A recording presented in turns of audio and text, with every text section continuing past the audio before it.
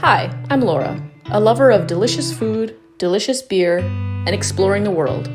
Something that I've managed to do almost non-stop for the last 11 years.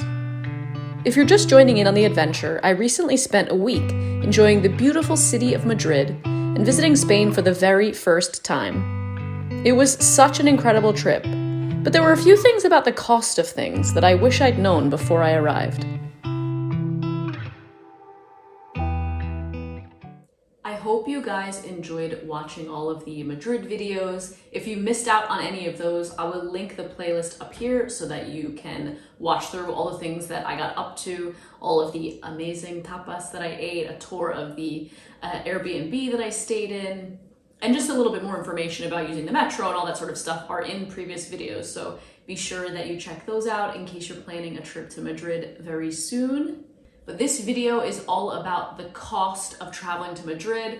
It's always hard to find up-to-date information, so I hope those of you traveling in 2022 can get a better idea of what you can expect to pay at restaurants, bars, public transportation, and there aren't any surprises when you get there, because I was pretty shocked. Like, I always thought that Spain was a pretty affordable place to travel. This is my first time in the country, but friends who have spent a lot of time there have really bigged it up as quite an affordable place, and it can be. I'm going to give you some tips about how you can save, different affordable things that you can do while you still enjoy all the best things that there are to see and do in Madrid. But yeah, I was definitely shocked the first time that Bill came at a tapas bar that we were at, so I hope that this is helpful, and yeah, let's just get into it. I'm going to list all the prices in this video in euros. That is what I spent in Madrid. That is the currency. Obviously, exchange rates fluctuate all the time, so it's best to just give you the price that you're most likely to pay in the local currency, and then you can work it out on Google what that exchange rate is in your local currency. So the first thing that is probably going to be your biggest expense, and that is your hotel, your accommodation, your Airbnb, your hostel. I paid 62 euros a night for a 1-bedroom apartment, really central in Madrid. It was a great apartment. It was up high. We got a beautiful view out over the city. It wasn't the best apartment I've ever stayed in. It wasn't super plush. It did have a kitchen, which meant that we could self-cater a little bit.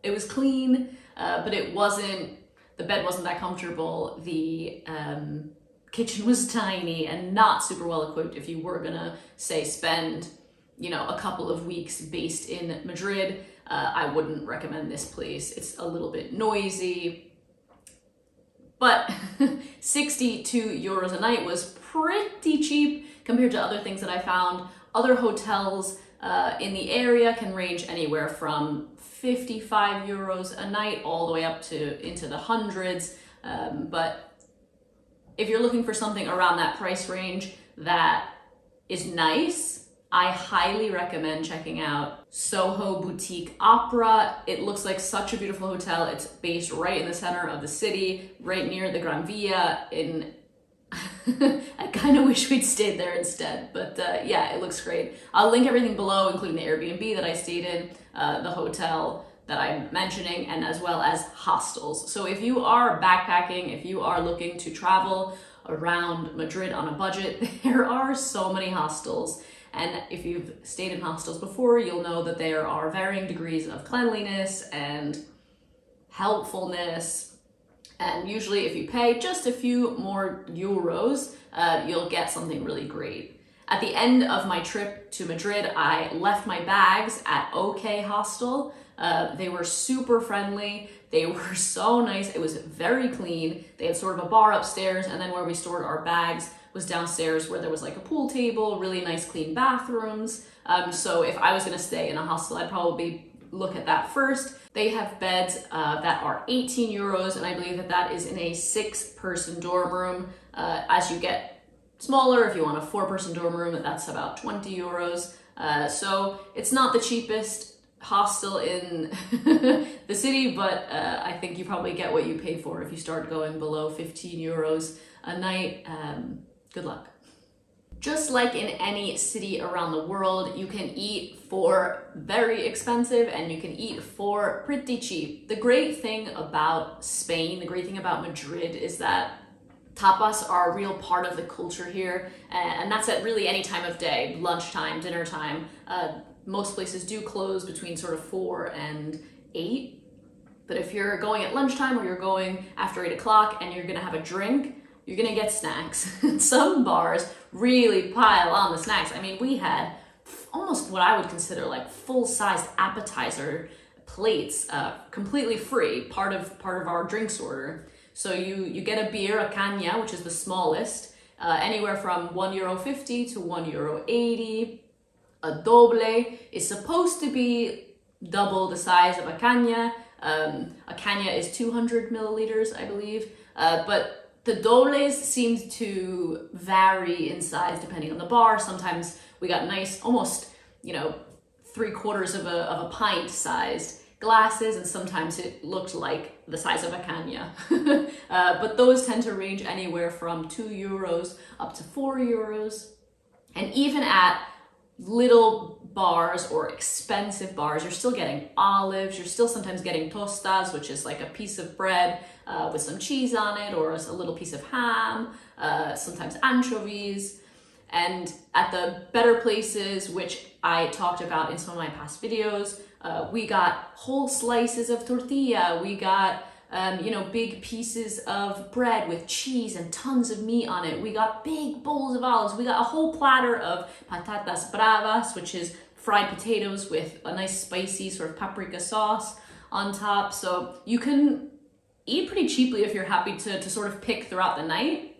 Even those tapas bars, if you were to order a full portion, what they call a ración, you can also have a media ración, which is half of a portion, which seems to be a little bit bigger than a tapas order, but still not a full, size plate of food. A full ración is anywhere from €5 to €15, depending on the bar, depending on what you're ordering. Of course, a plate of pimientos de padrón, which are those charred green chilies that are not so spicy.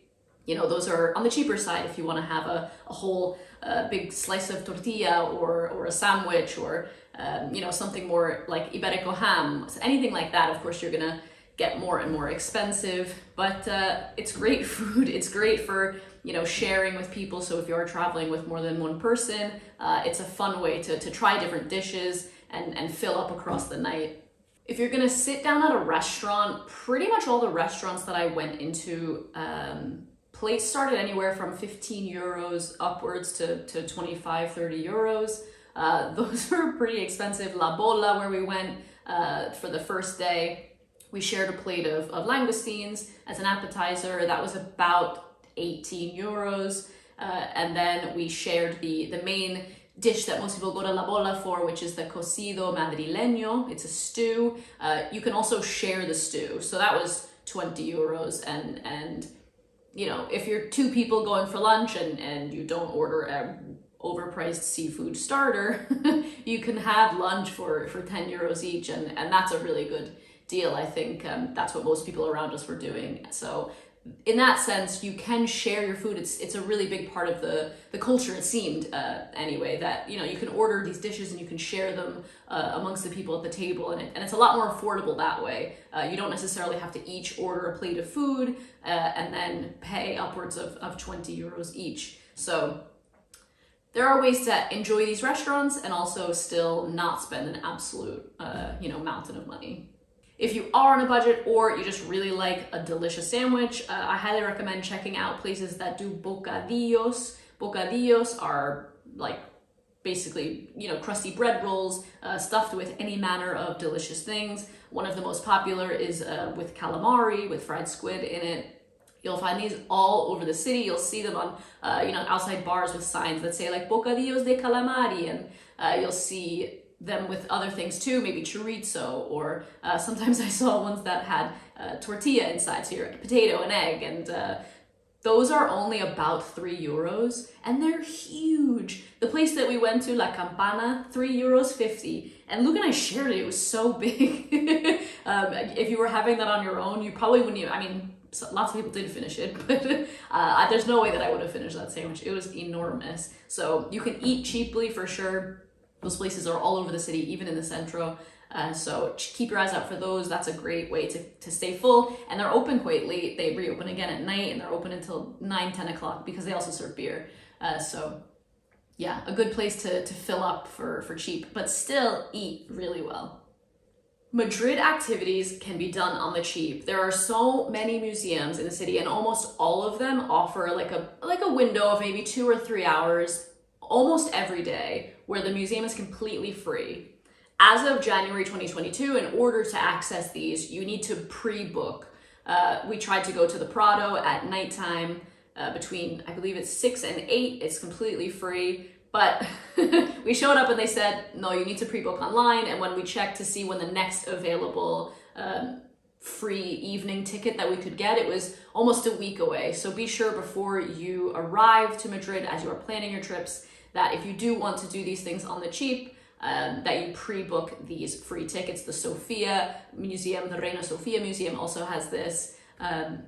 And a lot of the other museums are simply free. There's a museum in the Bank of Spain that is free that we did get a chance to go in, which was really great. But if you do not plan in advance, like I did not, the Prado Museum is about 15 euros to get in, but you get to see the whole museum, and we easily spent 2.5 hours in there. It was enormous, and still there were parts of the museum that we didn't really get a chance to see, but we got hungry. The Reina Sofia Museum is 10 euros, I believe, another really wonderful museum if you enjoy art. The National Archaeological Museum is free a few hours a day as well. Again, you need to book that in advance, but I think it's not too expensive. I think it's only about 5 euros, but I will link below to these museums so that you can go to the ticket section of their websites and pre-book everything before your trip so that you do not miss out and you do not spend umpteen euros on all of these tickets, especially if you're traveling with a group or with a family. It starts to add up very quickly.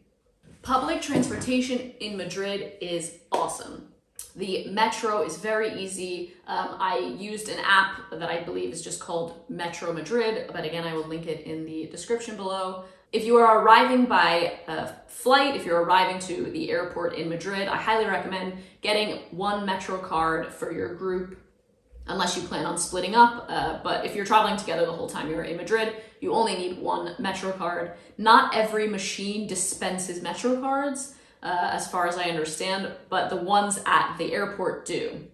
So you can top that card up across your trip, but in order to leave or arrive to the airport, you have to pay a 3 euro per person sort of tax on top of your price of the trip. So trips around on the metro are €1.50, and that gets you 5 stops. For every extra stop, it's another 10 cents. So 6 stops is €1.60, 7 €1.70, but the max amount that you can spend if you go across the whole city is 2 euros. So when you're at the airport, you can get a card that allows you to add as many people that are exiting the airport as you have with you, and then you get 10 trips. So for Luke and I, 2 people plus 10 trips, we paid just shy of 20 euros. And then we were able to just pass the card back and forth every time we took the metro. And then after that, we just sort of topped it up for each trip that we were taking. Every machine takes credit or debit card. International cards are fine. That wasn't a problem that I experienced. I hope you guys found this video helpful. Of course, you cannot cover the exhaustive list of all of the things that you might incur money-wise, but I think that this is a good place to start your planning. If you have any questions about other costs that you might incur on your trip to Madrid, let me know in the comments below and I will do my best to answer them. If you did find this video helpful, please give it a thumbs up. It really supports my channel. If you enjoyed the whole series of Madrid, let me know what you loved most or what you're most excited about seeing. And when you come to the city, it's so amazing. I can't wait to replan my trip. There are so many things left unturned. It's such a beautiful place, and I think I'm planning on returning when it's a little bit warmer and I don't need a coat. So thanks as always for watching, and I will see you next time. Bye.